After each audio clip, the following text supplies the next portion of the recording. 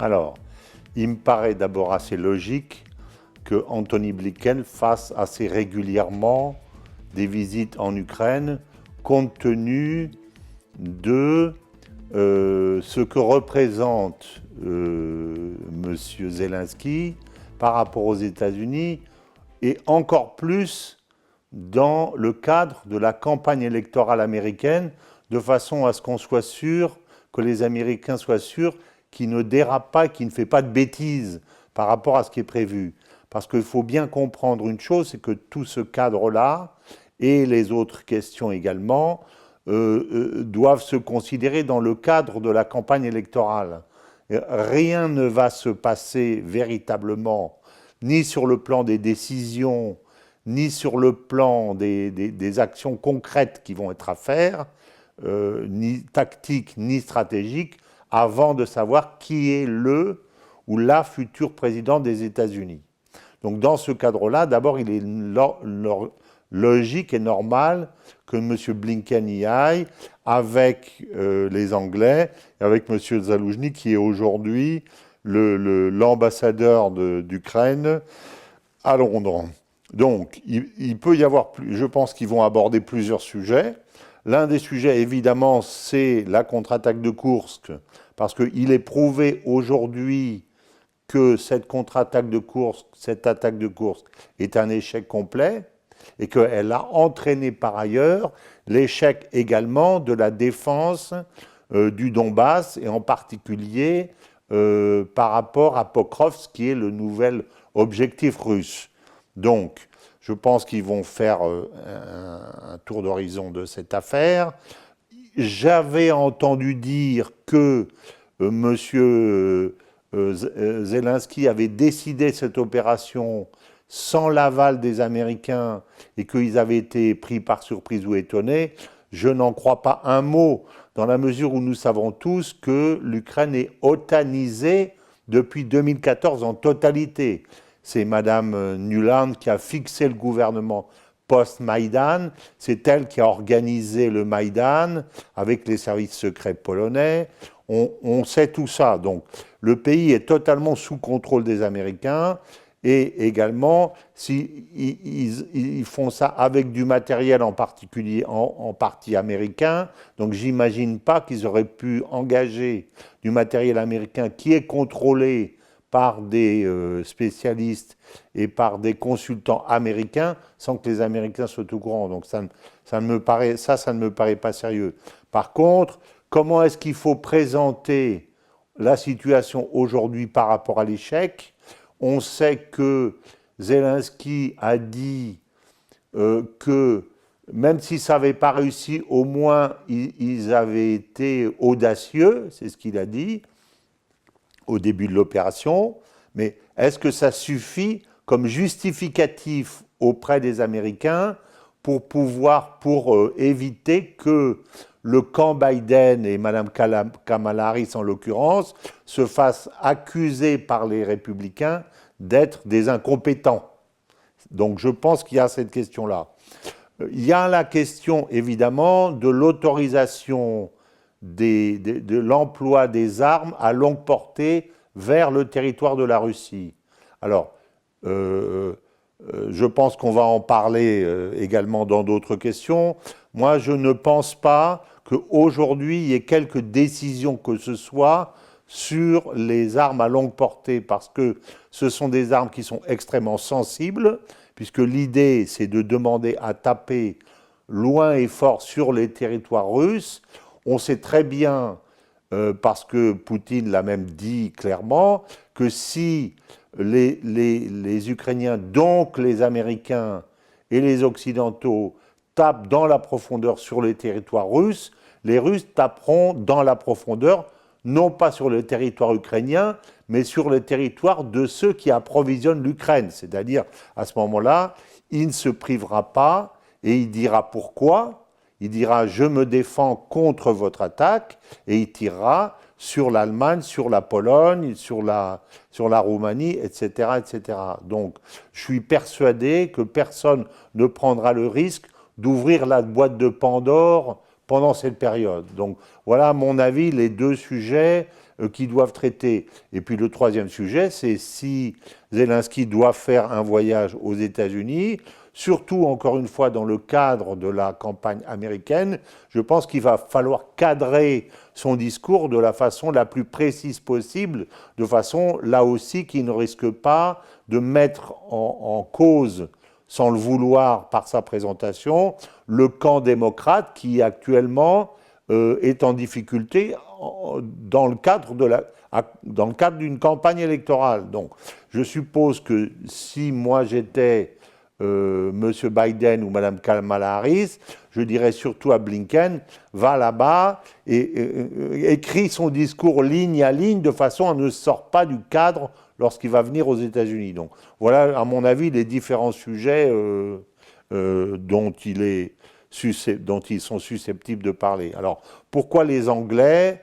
Eh bien, parce que, à part les Américains, je pense que c'est les Anglais qui connaissent le mieux la situation sur le terrain, et c'est ceux qui sont à la manœuvre également, je pense, pour l'utilisation des armes, pour le renseignement et pour un certain nombre de choses. Donc, ça indique, à mon avis, l'importance de cette visite est liée à la sensibilité du voyage que va faire M. Zelensky dans les prochaines semaines aux États-Unis. Voilà ce que je pense.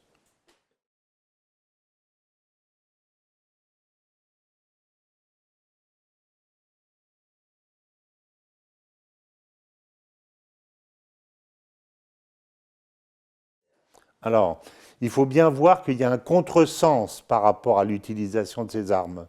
Une chose, c'est l'utilisation de ces armes, et l'autre, c'est l'autorisation de tir avec la distance correspondante.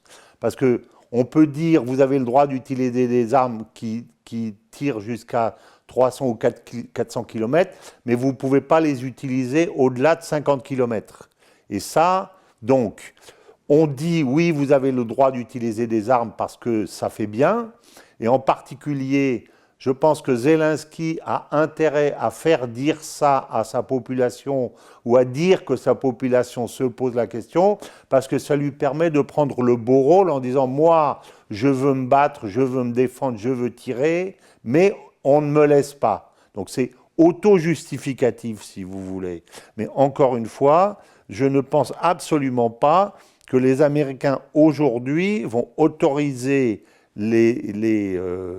vont ouvrir, comme on dit, la boîte de Pandore pour laisser sortir tous les démons, c'est-à-dire se mettre dans une situation où ils risquent, dans le cadre d'une campagne américaine, d'avoir une guerre mondiale, ce qui ne manquerait pas de se produire si jamais les Russes répondaient en tirant sur les pays occidentaux limitrophes. Ce qu'à mon avis, ils ne manqueront pas de faire si jamais il y a autre chose que quelques petits drones qui tirent sur les installations dans la profondeur de la Russie. Donc moi, je ne crois pas à ce risque, mais encore une fois, ce risque, il n'est pas déterminé par l'utilisation de l'arme, mais par l'autorisation sous-jacente qui est donnée aux Ukrainiens par rapport à cette utilisation.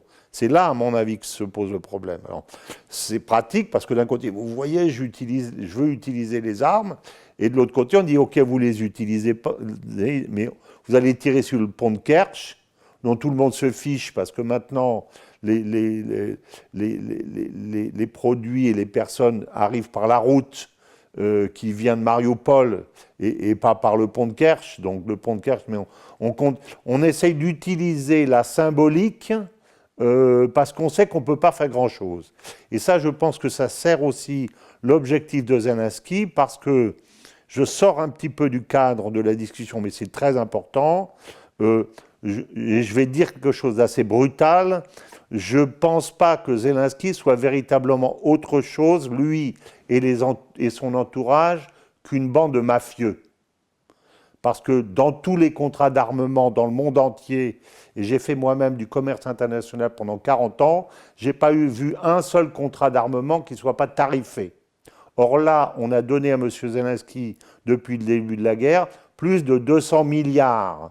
Je ne pense pas que sur les 200 milliards, il n'est rien touché, ni lui ni ses amis qui sont autour de lui. Donc il faut bien penser à ça pour se dire que les objectifs dans l'idée des Ukrainiens, et en particulier des chefs ukrainiens, n'est jamais autant la géopolitique, certainement pas la défense de leur pays, parce que sinon, ils seraient restés sur la signature de l'accord d'Istanbul dès le début, ils n'auraient pas accepté de changer, mais aussi dans les profits gigantesques que tout le monde reçoit, lui et ceux qui sont autour de lui, et également les mafieux locaux et tous ceux qui sont obligés de payer. On sait par exemple que quand vous voulez fuir vers la Pologne, avant d'arriver à la frontière, vous avez des barrages privés et vous devez payer à une époque. C'était comme ça, je pense qu'aujourd'hui c'est pire, l'équivalent de 10 000 dollars par personne. C'est-à-dire que vous arrivez avec votre femme et vos deux enfants, si vous voulez traverser pour arriver jusqu'à la frontière qui est 10 km plus loin, vous payez 40 000 dollars. Donc ça veut dire que tout le monde s'en met dans les poches dans cette affaire parmi les gens qui ont du pouvoir et de l'argent. Donc il y a une certaine catégorie de population qui souhaiterait que cette affaire ne s'arrête jamais. Et ça, c'est pas seulement chez les Ukrainiens. Parce que quand il y a de l'argent qui est versé localement, il y a aussi de l'argent qui remonte, ce qu'on appelle des rétrocommissions. Et il y a des gens aux États-Unis, en Europe et partout qui touchent de l'argent sur cette affaire. Donc la composante économique et la composante mafieuse est également très importante. Il faut entrer ça en ligne de compte lorsqu'on se dit pourquoi est-ce que la guerre continue alors que tout devrait faire qu'elle s'arrête. Donc je pense qu'il y a aussi, et ça passe par la médiatisation, parce qu'évidemment, si on ne médiatise pas, M. Zelensky ne peut pas aller quelque part en disant, voilà, donnez-moi de l'argent puisque vous voyez que je me bats pour vous, et quand il y a de l'argent qui est donné et des armes qui sont données, à ce moment-là, il y a des commissions qui sont réparties à gauche, à droite, chez les uns ou chez les autres. Donc je crois qu'il y a aussi cette composante dans la réflexion de M. Zelensky et de ses sponsors par rapport à la poursuite de la guerre ou par rapport à des opérations de course qui n'ont aucun impact géopolitique, si ce n'est un impact très négatif, mais par contre qui est un certain impact positif sur le plan médiatique, encore une fois.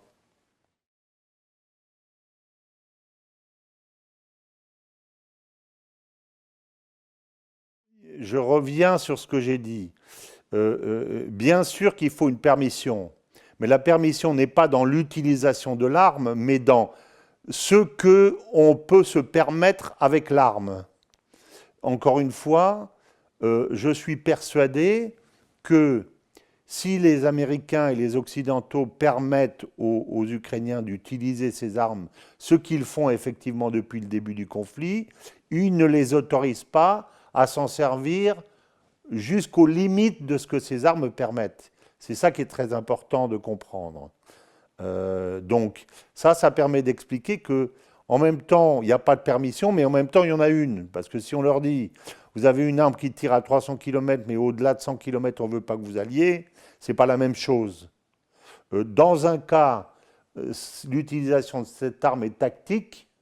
Dans l'autre cas, elle est stratégique. Et je suis persuadé qu'aujourd'hui, les Américains ne souhaitent pas qu'on utilise ces armes de façon stratégique pour ne pas risquer la réponse comme je l'ai dit. Alors, ceci étant dit, pourquoi ouvrent-ils le jeu quand même? Parce que quand ils disent vous avez le droit de les utiliser, et puis en sous-main ils leur disent vous les utilisez mais mollo, comme on dit, ils font quand même un effet d'annonce en disant vous avez le droit d'utiliser.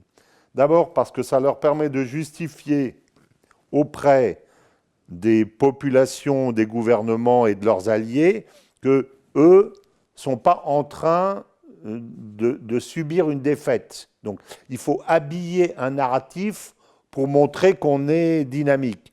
Au moment même où on est en train de subir une défaite, puisque Pokrovsk, c'est la défaite annoncée. Donc ça permet d'alimenter un narratif. Ça, c'est une première raison. Et l'autre raison, c'est parce que aujourd'hui, je pense que les Américains sont dans un système de no man's land stratégique, c'est-à-dire ils ne savent pas ce qu'ils doivent faire. Il y a chez eux, il n'y a pas de pouvoir aujourd'hui. M. Biden ne dirige plus, ne dirige pas, supposer qu'il ait jamais dirigé. Madame Harris ne dirige pas non plus aujourd'hui, en plus elle est en pleine campagne. Et il y a différents lobbies qui tirent à U et à dia, comme on dit, le Pentagone d'un côté, des néoconservateurs de l'autre, les marchands d'armes de l'autre, etc., la CIA de l'autre, l'un disant stop, l'autre disant encore, l'autre disant stop, stop, et l'autre disant encore, encore. Donc là-dedans, c'est très difficile de savoir qui fait quoi et qui doit faire quoi. Donc il n'y a pas de pouvoir aujourd'hui qui tranche et qui dit maintenant on négocie ou maintenant on ouvre les vannes.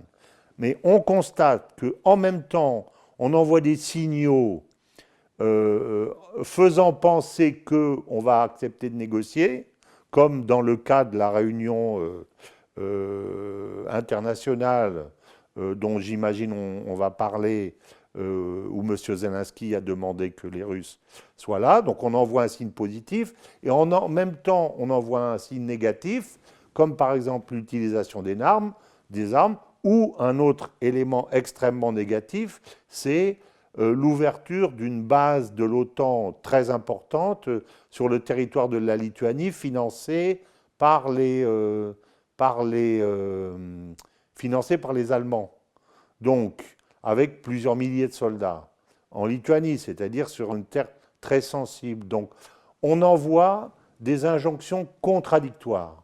Et ça, c'est typique d'une façon de négocier américaine qui, même dans les périodes où ils sont capables de décider, ont l'habitude d'envoyer des signaux d'un côté et de l'autre et de suivre en parallèle, il faut bien comprendre ça, des stratégies contradictoires pour choisir la meilleure à la fin.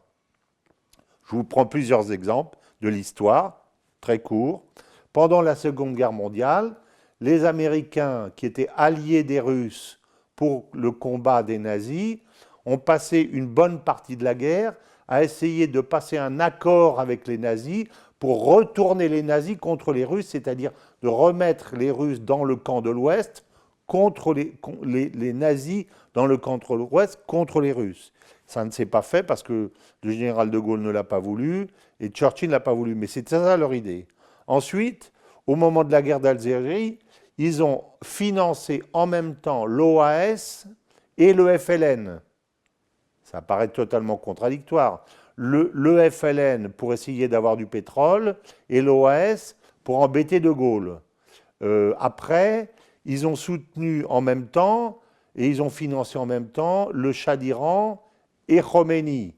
Donc c'est une habitude de leur part de faire des stratégies extrêmement cyniques en tenant deux discours et en suivant deux stratégies contradictoires, simplement en se disant ben, on choisira au bout ce qui nous arrange le plus. Alors ici, connaissant cette manière, je ne suis nullement étonné qu'en même temps ils envoient des signaux en disant à M. Zelensky dites qu'on va négocier, et en même temps en ouvrant des bases, en augmentant la tension d'une façon énorme, en ouvrant des bases de l'OTAN en Lituanie. Ou un autre exemple, c'est celui des chasseurs. Donc, on va donner des chasseurs, mais seulement on va en donner 6, alors qu'il en faudrait 50. Donc, ou on n'en donne pas, ou on en donne 50. Mais en donner 6, ça veut dire quoi? Ça veut dire on en a donné, et en même temps, on sait qu'on n'en donne pas suffisamment pour véritablement gêner l'adversaire. Donc, c'est une espèce de... On est dans une espèce de système contradictoire et organisé comme tel. Voilà. C'est particulier, mais c'est comme ça.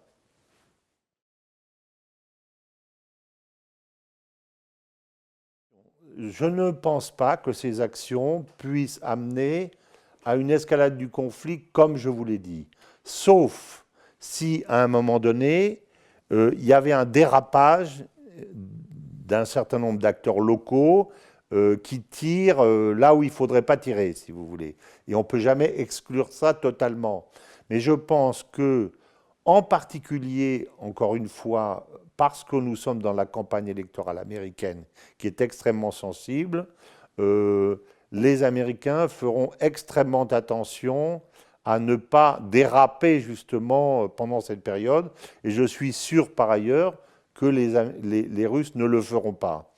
Une des preuves de ce que je dis, c'est ce qui s'était passé, si vous vous souvenez, à propos du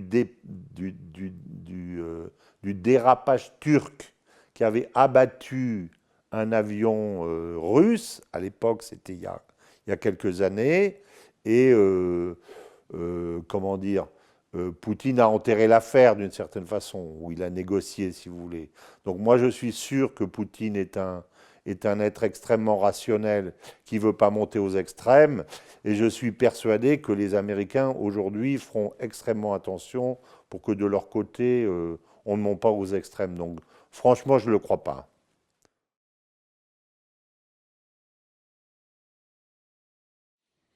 Alors, j'ai répondu sur cette question, à savoir qu'on a deux injonctions contradictoires, l'un en disant qu'on veut faire la paix et l'autre en disant qu'on veut faire la guerre. Parce que c'est le système américain aujourd'hui et traditionnel qui consiste à dire deux choses contradictoires pour choisir celle que l'on préfère. Donc, à la question de dire est-ce que les Occidentaux veulent véritablement faire la paix, je réponds non. Et si la question était est-ce qu'ils veulent vraiment faire la guerre, je dirais non. En fait, ils ne savent pas ce qu'ils veulent faire. Et ils ne peuvent pas savoir ce qu'ils veulent faire parce que pour l'instant, il n'y a personne qui dirige. Donc, si c'est Trump, je pense qu'ils choisiront. Si c'est Kamala Harris, je ne sais pas. Parce que comme elle est dans la continuité de Joe Biden et qu'elle est entre les mains de ces lobbies militaro-industriels, je pense qu'on verra la poursuite de la situation actuelle euh, dans des proportions qui seront probablement de plus en plus néfastes pour les Américains, puisqu'on va voir de plus en plus le résultat de leur échec avec la prise de Kramatorsk qui est sans doute attendue après celle de Pokrovsk, avec peut-être une poussée jusqu'à Odessa, je ne sais pas. Mais en tout cas, moi je constate que dans cette affaire, les Russes ne sont pas du tout pressés. À tout moment, ils veulent que les choses ne deviennent pas totalement irréversibles, de façon à garder de la marge de manœuvre. Parce qu'aujourd'hui, ils peuvent dire, écoutez, nous on veut bien renoncer à Odessa, même si je pense qu'ils ont très envie d'y aller parce que Odessa est une ville symbole pour eux, euh, à cause du drame de ce qui s'est passé dans la Maison du Peuple, en particulier avec les personnes qui ont été brûlées vives, comme vous savez, et de ce que représente la ville d'Odessa. Mais ça leur permet peut-être de dire, écoutez, nous, on veut bien ne pas y aller, à condition que. Et je pense qu'il faudrait parler d'ailleurs de la négociation future entre les États-Unis et la Russie, parce que là, il y a un point névralgique extrêmement important dont on n'a pas parlé, dont on ne parle pas, et qui, à mon avis, va être la clé de la suite des événements et peut-être de la relation entre l'Occident et le reste du monde.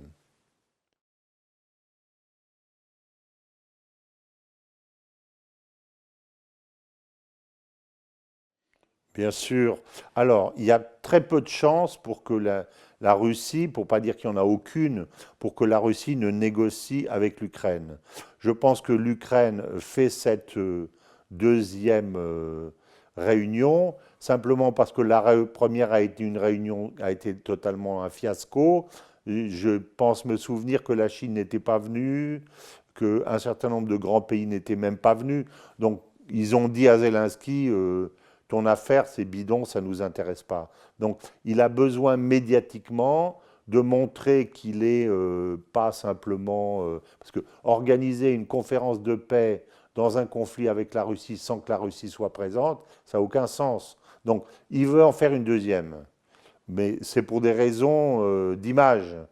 Euh, Tout le monde sait, y compris ceux qui seront là, qu'il ne sortira rien de cette conférence parce que la négociation, elle se passera entre la Russie et les États-Unis. Et là, je vais expliquer pourquoi, parce que c'est très important de comprendre ça.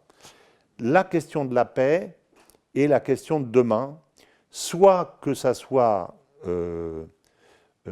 Trump qui soit au pouvoir et qui a dit qu'il voulait faire la paix, soit que ce soit Kamala Harris qui ne l'a pas dit, mais qui ne pourra pas faire autrement que d'aller la négocier, simplement parce que si elle ne le fait pas, ça sera l'implosion complète de l'Ukraine avec Odessa, avec Kramatorsk, etc., etc.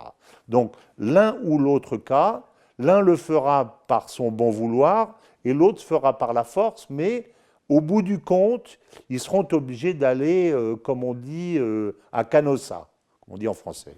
Alors, le problème qui va se poser, et ça, il faut que les gens en soient conscients, c'est qu'est-ce que veut dire le mot paix? Parce que la conception de la paix ne sera absolument pas la même si ce sont les Américains, dans l'esprit des Américains et dans l'esprit des Russes. Dans l'esprit des Américains, ils ont conçu leur puissance, et ça je renvoie au livre de Zbigniew Brzezinski qui s'appelle Le Grand Échiquier, qui dit que la base de la puissance américaine, c'est la domination de l'Europe. C'est ça. Si les États-Unis n'ont pas la main sur l'Europe, ils sont une puissance lointaine sur leur île qui n'a plus d'influence dans le monde. Donc c'est leur domination de l'Europe à travers l'OTAN qui est la base même de leur puissance. Donc ça ne peut pas s'arrêter. À l'époque du communisme, d'une certaine façon, les États-Unis étaient protégés contre ce risque à cause du rideau de fer. Et c'est une chose que Solzhenitsyn a reproché aux Américains lorsqu'il est allé aux États-Unis, en leur disant « Vous disiez que vous étiez en guerre contre le communisme, mais en vérité, vous étiez d'accord les uns avec les autres, parce que ça vous protégeait, vous les États-Unis, contre le risque que la Russie et l'Europe s'entendent à nouveau. » Donc, le véritable risque pour les États-Unis a commencé en 1991. Parce que ce jour-là, ce lien entre la Russie et l'Europe de l'Ouest, je rappelle que la Russie est une puissance européenne, elle n'est pas que ça, mais c'est une puissance européenne, ce lien était de nouveau possible. Donc les Américains étaient beaucoup plus en risque stratégique après 91 qu'avant 91. C'est la raison pour laquelle ils ont essayé de compléter l'OTAN, de faire avancer l'OTAN à l'Est, plus la tentative avec la Géorgie, plus la tentative avec l'Ukraine, en poussant les Ukrainiens, en poussant les Russes au conflit armé. Mais les États-Unis ne peuvent pas survivre sur le plan de leur hégémonie et même sur le plan de leur puissance s'ils ne recréent pas une forme de fracture entre la Russie et l'Europe de l'Ouest. Alors, si on lève les sanctions, que se passe-t-il? À ce moment-là, c'est véritablement la paix. Mais si on lève les sanctions et si c'est la paix, le lendemain, M. Macron, Mme Meloni, les dirigeants européens seront tous à Moscou pour dire à M. Poutine « Redonnez-moi du gaz pas cher, beaucoup moins cher que ce que nous donnent les Américains, réparez s'il vous plaît les pipelines Nord Stream 1 et 2 de façon à ce qu'on puisse avoir du gaz. Nous voulons revenir et réinvestir dans vos champs, nous voulons récupérer les marchés que nous avons perdus, etc. etc. » C'est la fin de l'hégémonie américaine sur l'Europe, tout simplement. Et donc, je dirais d'une certaine façon que Rome, que les États-Unis et la Russie, c'est comme Rome et Carthage à l'époque. Et ce sont deux puissances irréconciliables, pour des raisons, non pas parce qu'elles se détestent, mais pour des raisons géopolitiques. L'une des deux doit disparaître, géopolitiquement et politiquement. L'une doit prendre le dessus sur l'autre. Et l'enjeu, c'est l'Europe. Si M. Poutine accepte la ligne de démarcation, il est rejeté dans l'Est avec les Chinois et son retour vers l'Ouest est terminé. Et il perd peut-être 50 ans ou 100 ans. Et je pense qu'il n'a pas fait ça pour ça, d'autant plus qu'aujourd'hui, il est vainqueur sur le terrain. Si les Américains acceptent, ils perdent définitivement l'hégémonie sur l'Europe, parce que la question suivante qui viendra, c'est, puisque nous sommes en paix avec les Russes, à quoi sert l'OTAN?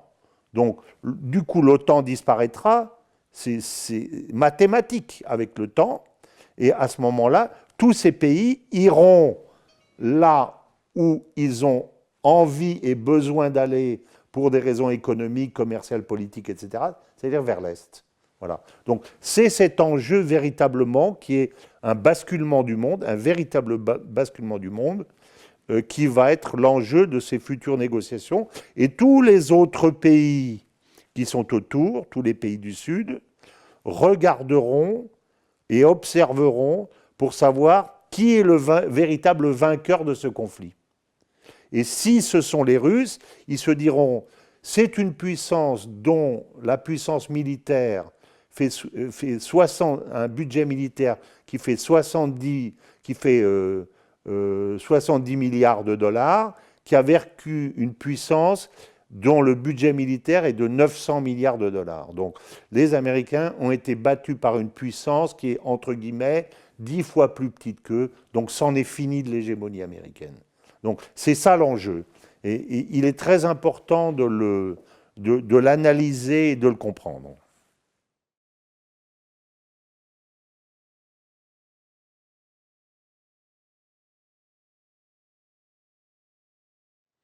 Alors, les États-Unis qui veulent pénétrer en Afrique ne peuvent pas en même temps aller voir les gouvernements des pays du Sahel en disant vous amenez de la sécurité, etc., comme ils voulaient le faire au moment du Tchad, puisqu'ils avaient une base qui était au Tchad, à Agadez, je crois, et en même temps, par l'autre main, aller pousser les Ukrainiens à tuer les soldats que eux sont censés protéger. C'est pas possible. Tous les pays ont pratiqué la politique du pompier pyromane, c'est la pratique mafieuse qui consiste à brûler la voiture de quelqu'un et puis d'aller le voir le lendemain en disant « Tenez, il y a les méchants qui brûlent votre voiture, si vous voulez que je vous protège, payez-moi et je vous protège. » Ça existe. Mais on ne dit pas « Je te brûle ta voiture » et même si tout le monde comprend, on ne fait pas ça avec la même main. Ça, pour moi, ce que ça veut dire, c'est une incompétence américaine totale, totale. Ils auraient dû, même si tout le monde sait que l'Ukraine appuie les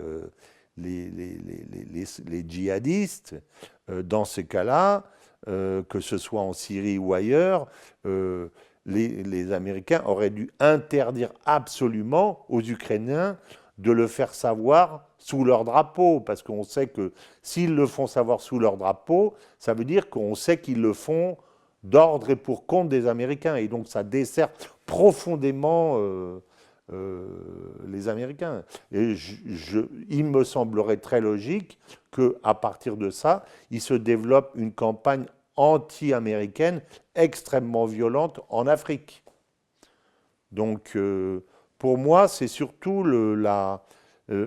je constate depuis des années une perte progressive de qualité du professionnalisme américain dans tous les domaines, sauf dans les domaines de la haute technologie, etc., où ce sont des sociétés privées. Mais je constate une déliquescence progressive de l'État, dont le meilleur exemple est la présence de M. Biden, qui est incapable de descendre d'une estrade et de prononcer 3 mots sans souvenir de ce qu'il a dit. Mais ça, c'est un exemple supplémentaire. Et s'ils continuent comme ça, ils perdront l'Afrique. Voilà.